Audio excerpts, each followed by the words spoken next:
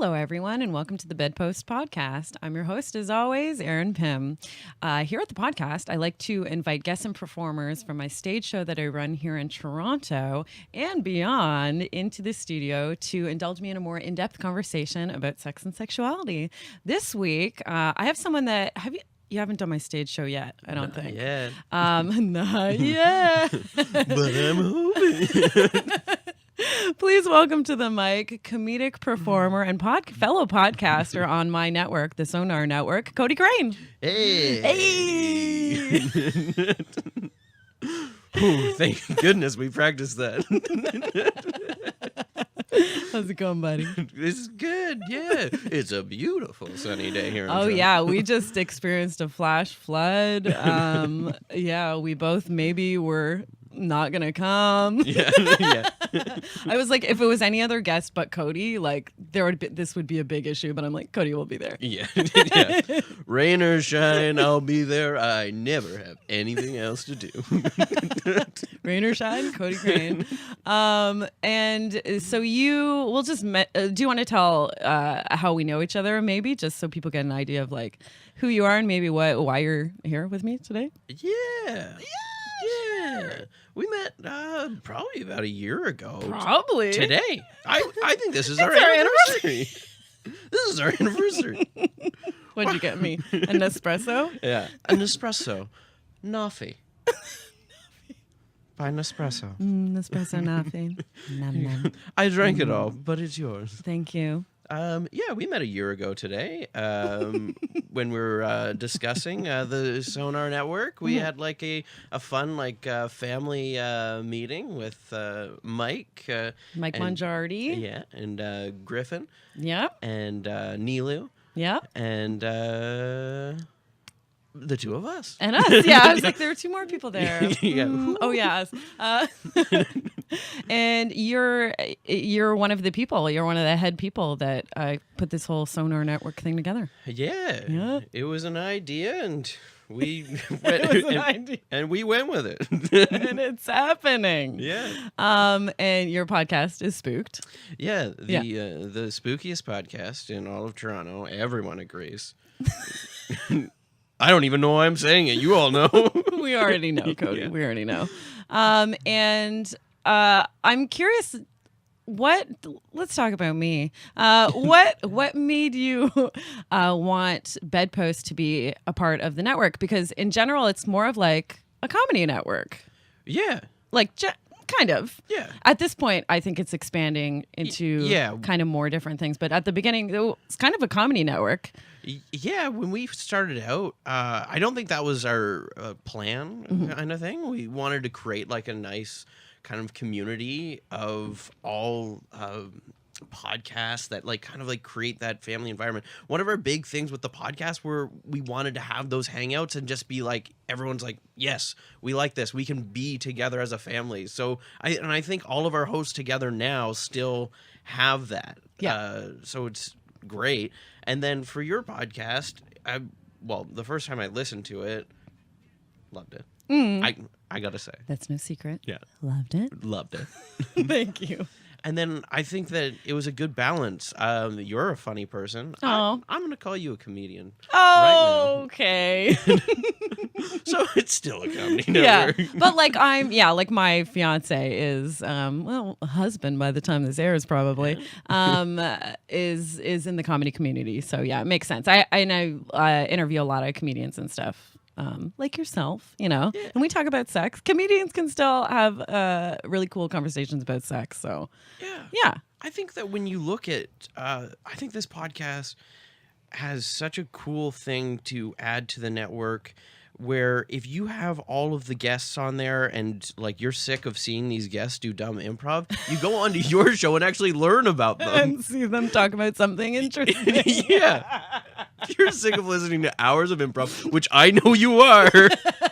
This is the podcast to be. Yeah, that's amazing. And one of the fun things I liked that you and Mike did, was create a website where, because we do have a lot of common guests.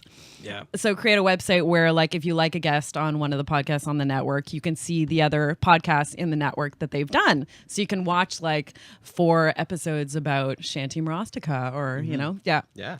Love it. That was the big thing that I wanted to have. When we were talking about the network, I wanted to have that kind of connectivity. Yeah. So then when we were creating this website, I had to creep like 300 people and add them onto this website. But my favorite one was Facebook creeping your mom to get a picture of. Yeah. Marianne Pym, episode, I don't know, like 7 or something. Yeah. And immediately I was like, well, I'm creeping. Well, I this might is as my well life listen now. to the full episode and learn everything about My mom's so adorable. Yeah, she like did an episode where she was like kind of in a professional context, like where she talked about different kind of sexual disorders and stuff like that. And she's just so cute. Like it was over Skype, and she like had her notes out and like, it's just so precious. And we talked about our story as like a mother and daughter, like a little bit, and like, yeah, I'm always so impressed by her. And just how open she is and to all of my stuff. And like she's my number one fan for sure. And that says a lot about how cool she is. Because I'm a pretty big fan, so that says a lot. Yeah. So big fan, Mom. Okay, Cody. One of the reasons that I wanted you on the podcast is because you recently told me that you're on the ACE spectrum. On the asexuality spectrum. Yeah. Yeah. And given that this is a claim where I don't make a lot of research, but I'm hearing things and I'm feeling connected. Great. But I mean, yeah, and you mentioned to me that you're kind of like just kind of exploring that. I don't know how early on it is kind of in your journey or whatever, but I think it's important to have people like you talking about, being confused about their sexuality and like kind of being in it rather than like, I'm a representative of, asexuality or whatever and I know everything about it. It's like important to talk to people who are figuring it all out. So I'm happy that you're here today. Yeah, well, I'm happy to be here. Yeah. So why don't we then kind of talk about where that kind of started for you and when you first started to think that there was something different about you sexually. Yeah, well, I think it's something that kind of clicked more recently than anything. Mm-hmm. My last relationship I was in was like a year and a bit ago, mm-hmm. but we were in a relationship for almost 3 years, like living together and everything. But I realized that, like, because we moved in together after 2 months. Wow, right? That's fast, yeah. And the one before that, the person I dated before that, we moved in together, or we're going to move in together after a month. Wow. Right? So I started being like, well, why is this happening so fast? And why does this not mean anything to me? Interesting. To do this, right? And then I thought about it, and it's because I don't think about kind of like emotional attachment or anything like that. It's all like economical to me. I'm just like, logically, if we live together, we both going to save money. We're going to save money. Yeah. And this is going to be great, right? And not thinking about anything else.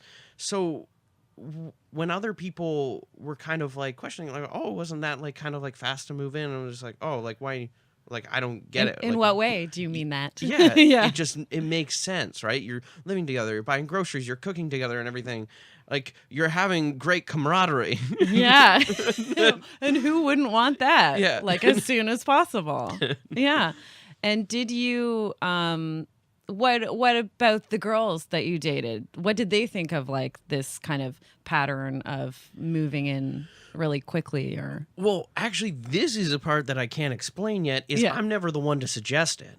Interesting. So, I don't know. And it could be something about me where because like maybe I don't know, maybe I'm there, I'm warm kind of thing. Like I'm just there for them in a way and not worrying about anything else. So like there's a safety there. There's like a... So they can kind of get that attachment quicker, maybe? I don't know, though. I'm honestly not sure about that, but... I mean, you're adorable, so there's that. I want to see him every day. I want him in my life.